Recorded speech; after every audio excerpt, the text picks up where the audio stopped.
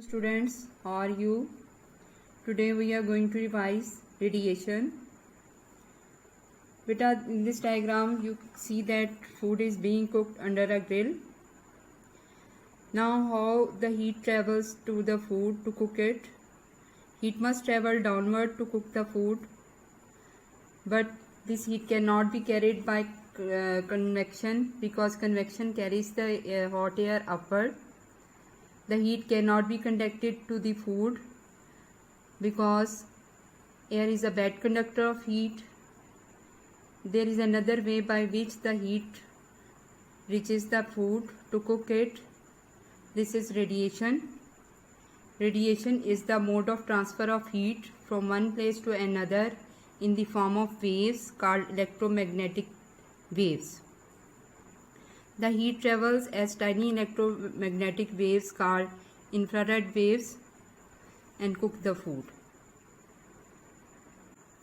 The sun is the biggest source of heat and light energy. The heat and light from the sun reaches the earth as electromagnetic waves. There is also a vacuum between the sun and the earth in the space, and the heat of the sun reaches the earth in the form of electromagnetic waves. That is by the process of radiation, not by conduction and convection, because conduction and convection involves particles. In radiation no particles are involved. That's why the heat energy of the sun travels through the vacuum and reaches the earth. Student, next we have to compare emitters and absorbers. Some surfaces are better at emitting thermal radiations than the other. Good emitters of radiations are also good absorber. White or silvery surfaces are poor absorber because they reflect most of the radiation. That's why in hot sunny countries houses are often painted white to keep them cool inside.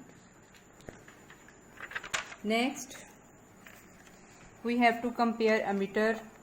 We have to compare between dark surface and bright surface, which one is good emitter. We have to take two cans of equal size.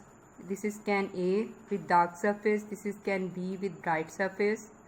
Next we have to fill them with the same amount of water at the same temperature.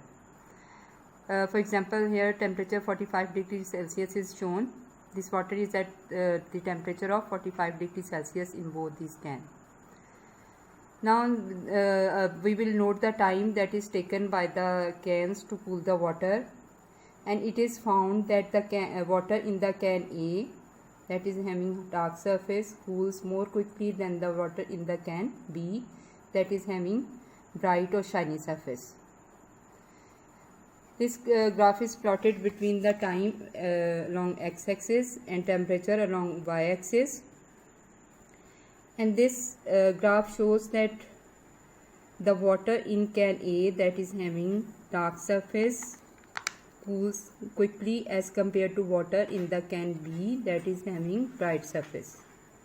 Thus we can say that a dark surface is better emitter of thermal radiation than the shiny surface.